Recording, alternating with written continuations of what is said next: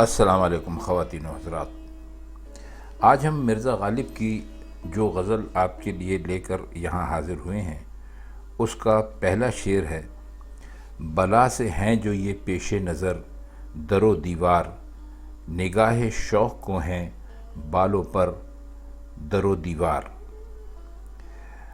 اب اس میں آپ کو جو مطالب ہیں اس میں کوئی خاص بہت زیادہ مشکل الفاظ ایسے نہیں ہیں۔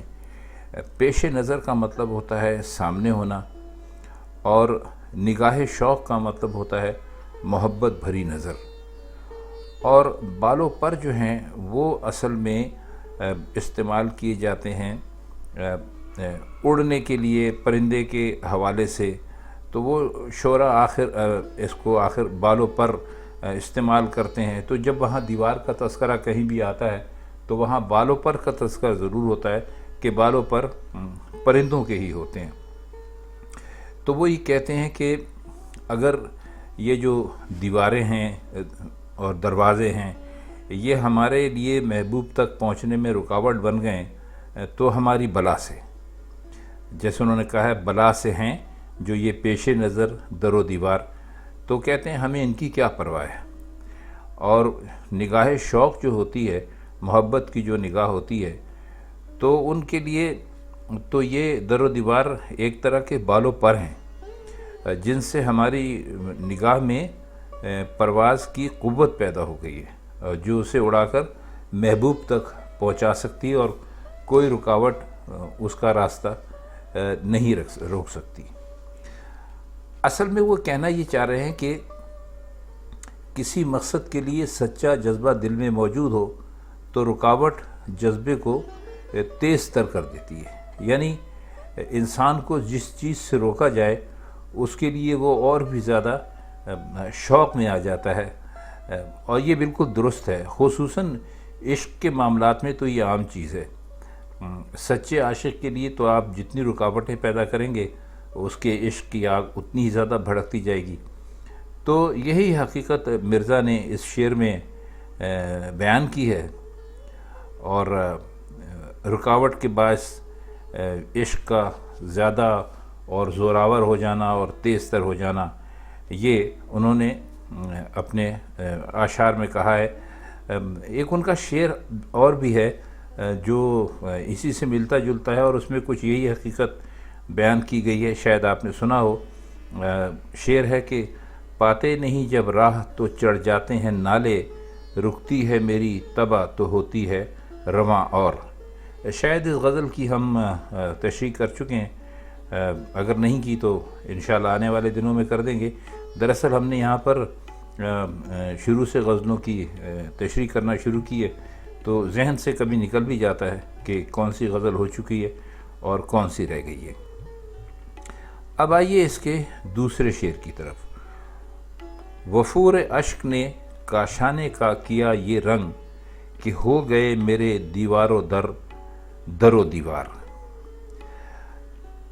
اب وفور کہتے ہیں کسی چیز کے زیادہ ہونے کو، زیادتی کو، اور رنگ جو ہے اس کا مطلب ہوتا ہے حالت یا کیفیت۔ تو وہ اس شعر میں کہہ رہے ہیں کہ آنسوؤں کی جھڑی لگ گئی اور ایسا ایک سیلاب اس سے بہا کہ میرے گھر کی ہر شے اوپر نیچے ہو گئی، تلپٹ ہو گئی۔ جہاں دروازہ تھا وہاں ملبے کا ڈھیر لگ جانے سے وہ ختم ہو گیا، جہاں دیوار تھی اس میں شگاف پڑ گئے اور اندر آنے جانے کے راستے پیدا ہو گئے، یعنی دروازے دیواریں بن گئے اور دیواروں نے دروازوں کی شکل اختیار کر لی۔ تو اب یہ دیکھیے کہ دو لفظوں کے الٹ پھیر سے کتنا خوبصورت اور کتنا اچھا مضمون انہوں نے پیش کیا ہے کہ ہو گئے میرے دیوار و در و دیوار۔ تو بہت عمدہ شعر ہے، امید ہے کہ آپ کی سمجھ میں یہ آ گیا ہوگا۔ اب اگلا شعر لیتے ہیں۔ نہیں ہے سایہ کہ سن لو نوید مقدم یار، گئے ہیں چند قدم پیشتر در و دیوار۔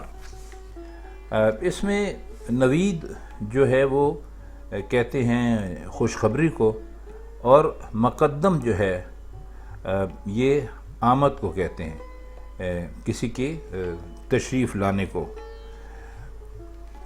اس میں اور کوئی مشکل لفظ نہیں ہے۔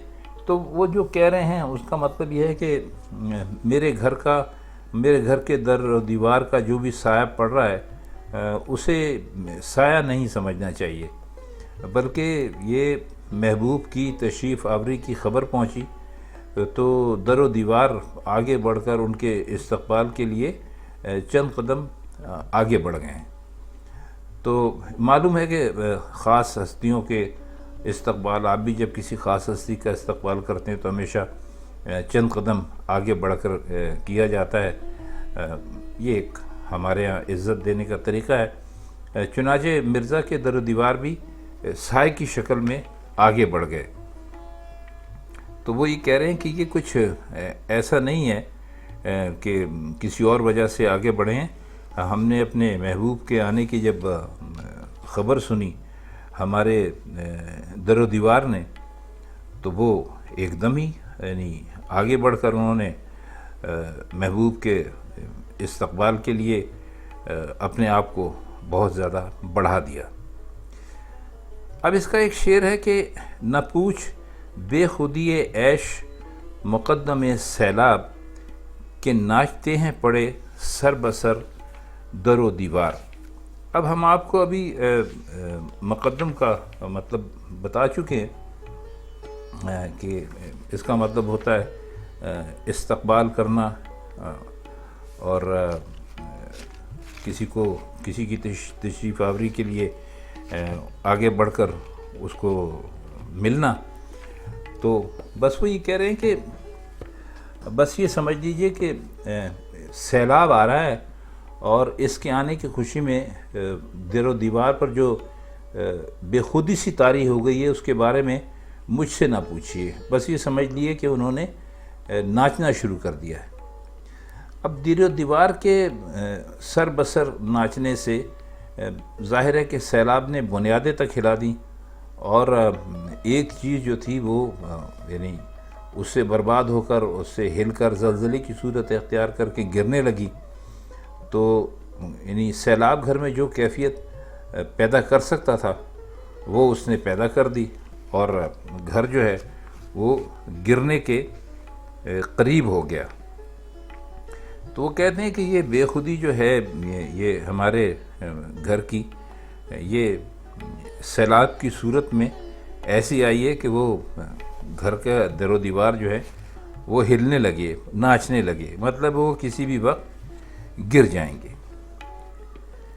اچھا، اس کا آخری شعر ہے کہ نہ کہہ کسی سے کہ غالب نہیں زمانے میں، حریف راز محبت مگر در و دیوار۔ اس میں کوئی خاص بہت مشکل الفاظ تو ایسے ہیں نہیں کہ ہم جس کی معنی آپ کی خدمت میں پیش کریں۔ حریف راز محبت کا مطلب ہوتا ہے، حریف تو آپ جانتے ہیں کہ دشمن ہوتا ہے، راز محبت یعنی محبت کے راز کا۔ تو وہ اصل میں کہہ یہ رہے ہیں کہ اپنے آپ کو مخاطب کر کے کہ غالب تو اپنا راز محبت کسی سے بیان نہ کر، کیونکہ دنیا میں کوئی بھی اس راز کو چھپا کر رکھنے کے قابل نہیں ہے، اور کسی پر بھروسہ نہیں کیا جا سکتا۔ ہاں، در و دیوار کو تو قابل اعتماد سمجھ سکتا ہے، لیکن ان سے بات چیت کا کوئی فائدہ یوں نہیں ہے کہ نہ وہ سنتے ہیں نہ وہ بیان کر سکتے ہیں۔ تو آپ نے فارسی کی وہ مثال سنی ہوگی کہ دیوار ہم گوشت دارد، تو اس کا مطلب یہ نہیں ہے کہ واقعی دیوار کے کان ہوتے ہیں، بلکہ یہ راز چھپائے رکھنے کے میں ایک طرح کی ایک مبالغے کی صورت کہہ لیجئے تو وہ ہے۔ تو خواتین حضرات، یہ تھی مرزا کی آج کی غزل اور اس کے چند اشعار، جن کے مشکل الفاظ کی معنی ہم نے بیان کرنے کی کوشش کی اور کچھ اس کی شرح بھی کرنے کی کوشش کی۔ تو اب اگلی غزل تک کے لیے ہم آپ سے اجازت چاہتے ہیں۔ اگلی غزل میں انشاءاللہ تعالی آپ سے پھر ملاقات ہوگی، تب تک کے لیے اللہ حافظ۔